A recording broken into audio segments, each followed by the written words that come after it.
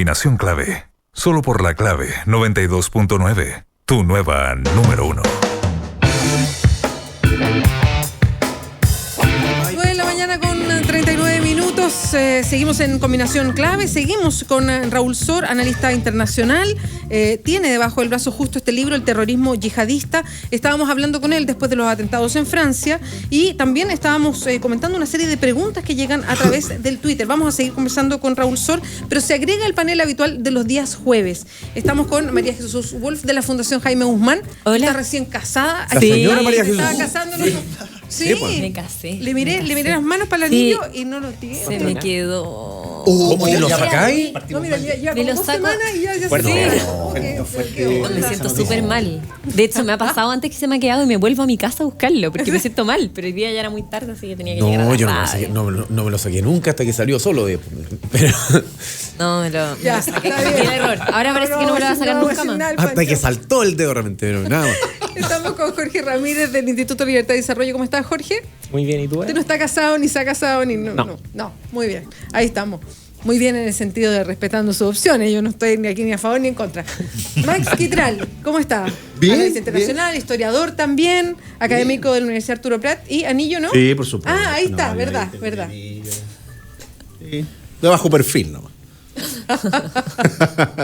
Raúl, ¿tú usas anillo, no? Nunca he usado anillo ni uso ningún elemento externo que te caracterice por algo, ni una medallita, nada, nunca. Porque no te gusta, una opción personal, ¿o no? No, mientras más discreto uno sea, en general pienso de que uno no tiene por qué exteriorizar físicamente sus convicciones.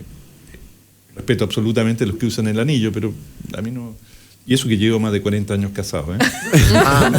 Con la misma mujer. Está bien, vale. Ya, en fin, yo tampoco uso anillo. Y ya también llevo con el mismo montón de años. Pero me pasa algo parecido con el tema de los anillos.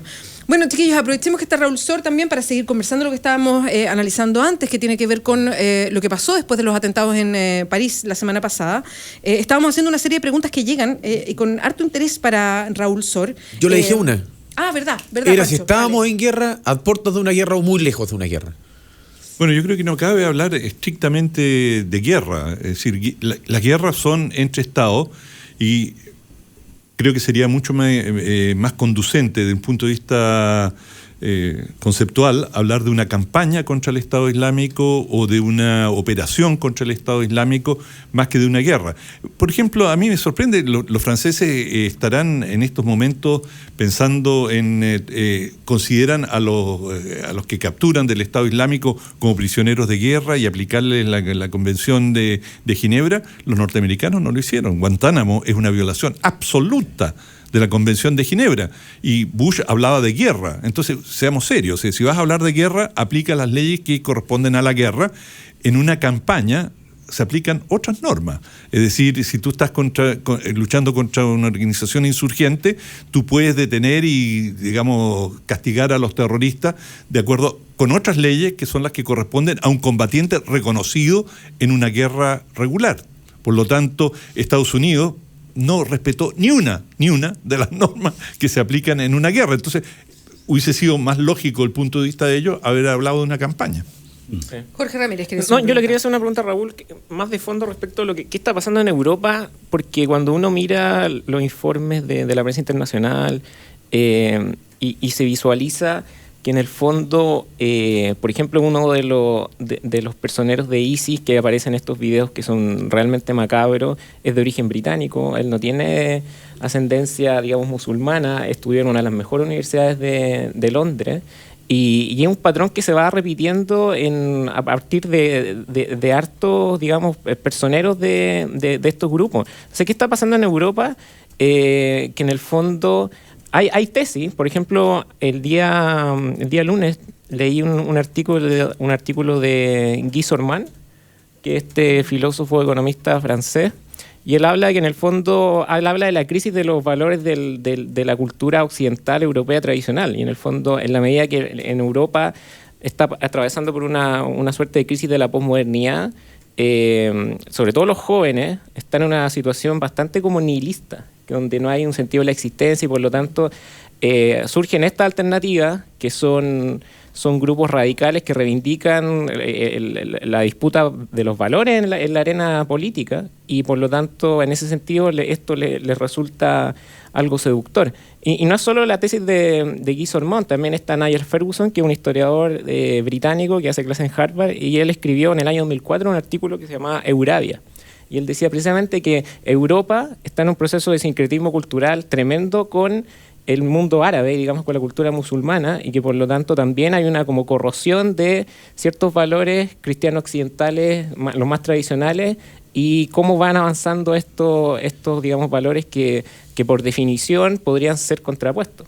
También hay una tercera arista, por decirlo así, que es más literaria, que es este famoso libro de Michel Houellebecq que se llama Sumisión, que también plantea un poco lo mismo, que es el caso de un profesor de la Universidad Sorbonne, que en el fondo él ve cómo en el escenario electoral de Francia, que al igual que en Chile hay doble rueda, o sea, hay una primera vuelta y segunda vuelta. En la segunda vuelta pasa el candidato de la Hermandad Musulmana y pasa el candidato del Frente Nacional, liderado por Marine Le Pen, y finalmente gana en la elección del 2017 el candidato musulmán. Y él comienza también a cambiar la cultura, no solo política, sino que también se comienza a cambiar un poco la cultura. No sé, ¿cómo ves esto? Bueno, los tres pensadores que citaste tienen el mismo sesgo antiislámico, y Sormán en particular, digamos, no es un santo de mi devoción. Yo creo que él se ha equivocado mucho en sus análisis, y Lebecq es claramente antiislámico, es decir, y esta novela Sumisión ha sido muy criticada en Francia por su contenido antiislámico, de manera que no diría que eso es una visión objetiva desde mi perspectiva. Es más, yo diría que el tema, si uno quiere analizar el tema de los jóvenes, de la juventud musulmana en los países europeos, y especialmente en Francia, donde los musulmanes son aproximadamente el 7% de la población, ese tipo de análisis de sociología abstracta son poco útiles. Básicamente, yo he vivido en Francia, hay una situación de discriminación real, material, concreta de los jóvenes musulmanes, evidente, es decir, cuando la policía recorre, y esto mucho antes de los atentados, recorría los metros y estaba pidiendo identificación, era un perfilamiento étnico, es decir, si tú tenías pelo rizado y labios gruesos, era seguro que te iban a pedir los documentos, y lo vi, y incluso cuando tú llegas a Francia, ahora, hace mucho tiempo, tienen un nuevo sistema que no te deja ni siquiera llegar a la inmigración, a los fines de inmigración, sino que en la salida de la manga están los policías y están diciendo tú, y es decir, el color de la piel ya te dice quién va a pasar y quién no va a pasar. A mí nunca me han parado, y han parado gente al lado mío, y tú miras, y la idea es pararlos ahí para que no lleguen a la inmigración, y si tienen alguna duda, simplemente te deportan desde el aeropuerto. O sea, tú nunca llegaste, no tienes ningún derecho porque no entraste a Francia, ni siquiera llegaste a inmigración. Bueno, sí. Yo concuerdo con eso, Raúl, pero la pregunta es... Pero a lo que voy es que yo creo que y esta era la idea, con esto termino, es que también en estos jóvenes hay un elemento de hermandad, de identidad y de... Yo diría casi hay algo también de tribu urbana en estos jóvenes islamistas, es decir, es, por decirlo en una forma muy coloquial, es una choreza también sacarse una foto con una Kalashnikov y ponerse el turbante, y bueno, imagínate la aventura de ir a Siria, a combatir a Siria, a foguearse, ser parte de una hermandad de guerreros. Es decir, hay toda una lectura romántica que hacen algunos de ellos, y lo hacen en forma totalmente clandestina, incluso de sus familias. Sus padres se enteran con horror de pronto que sus hijos se fueron a Siria y no tenían idea. O sea, eso te dice hasta qué punto es una tribu urbana, ¿no? No, sí. No, es que mi pregunta apuntaba más no a los, digamos, a los jóvenes que tienen un origen musulmán, sino más bien a los que tienen un origen occidental y que en el fondo se sienten atraídos por una cultura que es diametralmente distinta, por posiciones que reivindican la violencia política. Es en el fondo todo lo contrario a la forma a partir de la cual ellos fueron socializados políticamente y también culturalmente. Eso es lo más llamativo. Pero fíjate que yo considero que Europa Occidental en estos momentos es más pacífica que nunca en lo que se refiere al grueso de su población. Es decir, si tú lo comparas con las Brigadas Rojas, la Baader-Meinhof y las organizaciones terroristas europeas que existieron en su momento en los años 80, hoy día Bueno, los jóvenes están felices bailando en el Bataclan y están gozando de la riqueza que tiene Europa, incluso en aquellos países que tienen problemas económicos como en España. No hay violencia, o sea, la oposición juvenil, digamos, juvenil por llamarla de alguna manera, es muy cívica. Han generado movimientos políticos y se expresan políticamente. O sea, yo no veo una crisis de nihilismo. Tendrán sus dudas sobre esto y lo otro, pero en general es una juventud que disfruta su vida. Yo creo que he notado es una ausencia de autocrítica de los países occidentales con respecto a su actuar histórico en Medio Oriente. O sea, a mí me parece... ¿Por qué me abre los ojos Jorge Ramírez? O sea, cuando uno se va a los acuerdos terminados en plena Primera Guerra Mundial del 16, particularmente en el caso de Medio Oriente, Siria, el reparto del territorio entre Gran Bretaña y Francia era absoluto. En el caso de Irak, Gran Bretaña tenía un predominio importante y después suelta y lo transforma en un estado artificial. Entendiéndose que Occidente históricamente siempre apeló a la usurpación de los recursos naturales en Medio Oriente. El caso de Siria, recursos naturales, el petróleo puntualmente. Entonces, efectivamente, Occidente tiene ahí una responsabilidad absoluta. Usted lo decía muy bien, Beatriz, hace un rato, cuando hace Hillary Clinton la autocrítica, recordando que ellos también auspiciaron... Lo armaron. Antes eran los rebeldes amigos, ahora son los terroristas. Entonces a mí me parece que Occidente también tiene una responsabilidad superlativa en lo que está ocurriendo en Medio Oriente. Yo no sé si hay una actitud voluntaria de efectivamente que Medio Oriente esté desorganizado por un motivo, no quiero hablar de conspiración, pero me parece que ahí hay un objetivo político que está detrás, porque uno esperaría que efectivamente... Después de estas decisiones que han adoptado algunas potencias centrales con respecto al caso de Medio Oriente, tomen una posición un poco más equilibrada, más tolerante, apelando a que efectivamente los mecanismos de la diplomacia operen. Pero nos encontramos con la utilización de la violencia para sucumbir los atentados y utilizar mayor violencia. Con una contraparte que no reivindica la diplomacia, si son grupos terroristas. Estoy de acuerdo, pero ese grupo terrorista al cual estamos analizando son una respuesta a las políticas occidentales, particularmente de Estados Unidos, en Medio Oriente. Por tanto, hay una responsabilidad mayor de Estados Unidos que no ha asumido. Hay poca autocrítica. Gran Bretaña, Francia y Estados Unidos me parece que son responsables de la crisis que está viviendo Medio Oriente. Siria hace 5 años no tenía ningún conflicto más allá de lo que comenzó a desarrollar Estados Unidos. Raúl lo decía con el caso de Irak. O sea, la medición en términos de las tipologías democráticas solamente sirven para un país, pero no para otro. ISIS, algunos dicen que Arabia Saudita está detrás del financiamiento, al igual que Turquía. Entonces, me parece que aquí hay potencias que efectivamente están buscando que Medio Oriente sea un polvorín. No sé con qué intención. Creo yo buscar alguna hipótesis al respecto, que sería particularmente en el caso de los recursos naturales y particularmente el caso del petróleo. Entonces yo no veo una salida tan simple a la situación que está viendo Medio Oriente, más allá del actuar de Rusia, que también tiene intereses muy cercanos a Siria. Entonces, sinceramente, yo no soy optimista en cómo se va a resolver el conflicto, si es que podemos hablar también de un conflicto, porque hay muchos intereses de por medio. Y esos intereses obviamente están del lado de Estados Unidos particularmente, y el caso francés y también de Gran Bretaña. Yo no había mencionado Rusia, pero los rusos son los más afectados por este conflicto, porque ellos tienen todas las ex repúblicas soviéticas que tienen mayoría musulmana, y los rusos son los que han recibido más atentados de origen islámico en Moscú y en varias ciudades. Sí. Han puesto bombas en el metro, en teatros, de manera que para ellos es un tema vital de seguridad nacional, y intervienen más que por el interés en Siria en tratar de controlar esto, porque, bueno, ya sabemos la guerra de Chechenia, ¿no? Es que ahí está la diferencia, porque interviene Rusia con el objetivo de focalizado en ISIS, pero Estados Unidos, Gran Bretaña y Francia, su objetivo es Al-Assad. Entonces, yo no sé cómo van a poder coordinarse las dos posiciones, porque Rusia lo ha dicho claramente. Nuestro objetivo no es derrocar el gobierno de Sirio, sino que es efectivamente ISIS.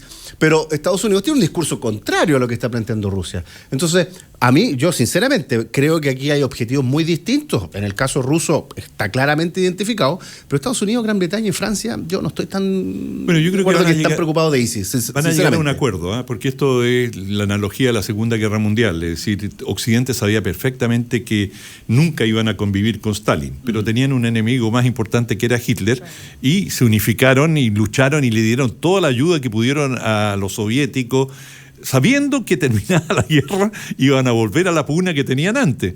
Bueno, pero Hitler era el enemigo principal y el enemigo es mi amigo.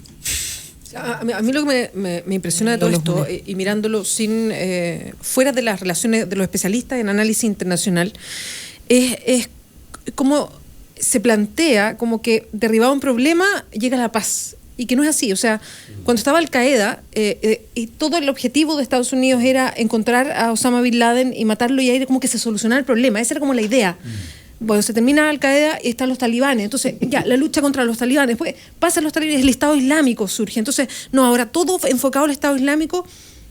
Y yo me imagino que si efectivamente se termina el Estado Islámico, algo surge después. O sea, esta idea como de que, no, mira, aquí terminamos con esto y es la paz. Como que no hay una cosa de mirada más hacia adelante, un mecanismo más reactivo. Amplia. Es casi como plantear que si tú terminas con esto, ya estamos. Pero no estamos. Aquí hay una Esto cosa es muy de característico de los americanos. O sea, ellos tienden, y yo creo que es por razones de política doméstica. Un satirista norteamericano dijo que la guerra era el método que tenía Dios para enseñarle geografía a los estadounidenses. Es decir, así se enteraban de los distintos lugares, los lugares del mundo. Pero igual es bastante cierto que son bastante ignorantes. Sí. Entonces demonizan, y tienen que, para ganar apoyo político, demonizan a los enemigos. Entonces, Saddam Hussein es lo último, Gaddafi, y bueno, y como tú bien señalas, desaparecen, y la situación posterior es peor a la anterior. Empeora, claro. Sí, porque en el fondo, como son regímenes focalizados en el líder, cae el líder y se produce inmediatamente un desenfreno social, porque es cosa de revisar la historia. Pero naturalmente que estos países, qué bueno lo que dice la Bea, porque en el fondo se busca una solución, y la solución es doblemente peor. Es un problema. Porque claro, se puede acabar con ISIS, y perfectamente podemos colocarnos en el plano de la interrogante después de ISIS, ¿qué podría venir?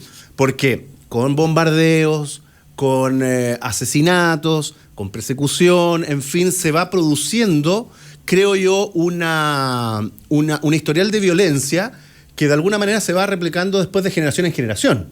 Es decir, cuando se bombardea donde hay menores, el efecto que produce en ciertas generaciones me parece que es aún más peligroso de lo que se está resolviendo en la actualidad. Y eso produce un daño colateral que puede ser, con el paso del tiempo, en una de las variables que permite el surgimiento de otra organización que apele a de alguna manera, resarcir el daño que está haciendo las potencias centrales.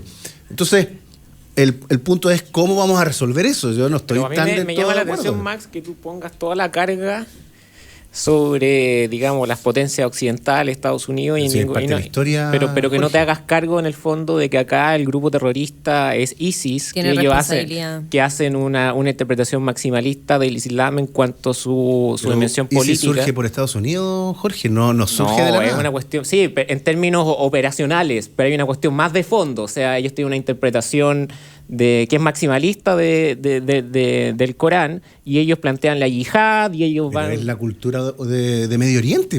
O sea, nosotros con la mirada de No, es que Occidente estamos intentando imponer una mirada. Jorge. Eso es una falacia de asociación, porque en el fondo hablas con cualquier musulmán y no todos los musulmanes, digamos, adhieren a ISIS. O sea, eso... ¿Tú ves alguna diferencia entre el wahabismo, que es la religión oficial en Arabia Saudita, y el Estado Islámico?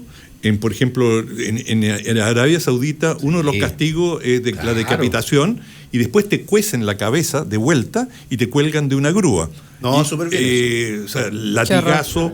De un país donde las mujeres no tienen existencia legal. Una mujer no tiene un documento de identidad. Una mujer, para probar que existe, por ejemplo, en una disputa de herencia, tiene que ir con su hermano, su marido, su padre, que dice sí, ella es efectivamente quien dice ser. Si no, no existe, donde no pueden manejar. Tú ves una diferencia, o sea, yo no veo diferencias fundamentales en la interpretación del Islam entre los wahabitas y el Estado Islámico. No, estoy hablando de la expresión política. Bueno, la diferencia es que los wahabitas saudíes son aliados de Estados Unidos y estos no. Pero en cuanto al fundamentalismo Claro, a islámico... sus prácticas, son cultura. iguales. Bueno, ¿y por qué nadie dice nada con respecto a Arabia Saudita? Preguntémonos eso también acá en este panel. Porque no incurren en prácticas terroristas. No, pero incurren en prácticas pero dictatoriales. No, pero, Claro, pero no que son los terroristas. derechos En el fondo humanos, ellos no tienen como fin el infundir pánico en la población civil, con inocentes, digamos. Es que no van a incurrir en prácticas terroristas mientras tú no los toques. Po. O sea, no, si nadie puede decir nada, pues si no le cortan la cabeza. Una pues. vez que vaya y los toques, hay que ver qué reacción tienen. Po. Oye, ya son las... perdona María Jesús. Es que son las 9:59. Entonces tenemos Después que yo hacer vuelvo con pausa. una pregunta. Perfecto. Hay pregunta de María Jesús. No, y voy a por mencionar favor. varios de los comentarios que nos llegan por Twitter para que después nos hagamos cargo también. Son preguntas básicamente a Raúl Sor. Osvaldo Muñoz dice, por favor, expliquen la diferencia, muchas gracias, entre Islam y musulmanes, dice. Carlos Muñoz pregunta, ¿por qué no se puede cortar el financiamiento y la entrega de armas? Pregunta Carolina Peña si el libro está en formato digital. El libro de Raúl Sor. Terrorismo yihadista. ¿Y está en formato digital? No está en formato Ya. digital. Solo Ahí está la Pero respuesta. ha vendido de manera espectacular y ya se prepara una segunda edición. Excelente. Eso era. Para que escuches Carolina Peña que estaba preguntando. Mila dice, USA como uno de los mayores productores de armas tiene amor económico por las guerras. El euro, Cannors, mejor porque es medio feo el nombre en el Twitter, dice, Francia vende armamento a Arabia Saudita y recibe con honores a su primer ministro, siendo que ellos se les sospecha de financiar al Estado Islámico. También. Reportero Móvil 2 dice, si China interviene en Siria apoyando a Rusia e Irán, ¿estaríamos en auténtico punto de inflexión de la guerra de Siria? Carolina vuelve a poner un tema, dice, los terroristas todos no son sirios, ciudadanos franceses y de Bélgica. ¿Cosechar lo que se siembra? Pregunta. Raúl Morales agrega, al interés por el petróleo le agregaría balcanización como estrategia para occidentalizar Medio Oriente. Y Osvaldo Silva hace una pregunta, ¿pero es una lucha de civilizaciones? ¿Tenemos que sentirnos ofendidos como occidentales? Son parte de las preguntas y comentarios que llegan en el Twitter. Nos vamos a hacer cargo. Está la pregunta pendiente de María Jesús Wolf. Estamos en el clásico panel de los días jueves. Nos acompaña además Raúl Sor como invitado a propósito del libro El terrorismo yihadista. 10:01. Esto es Combinación Clave. Hacemos una pausa y volvemos.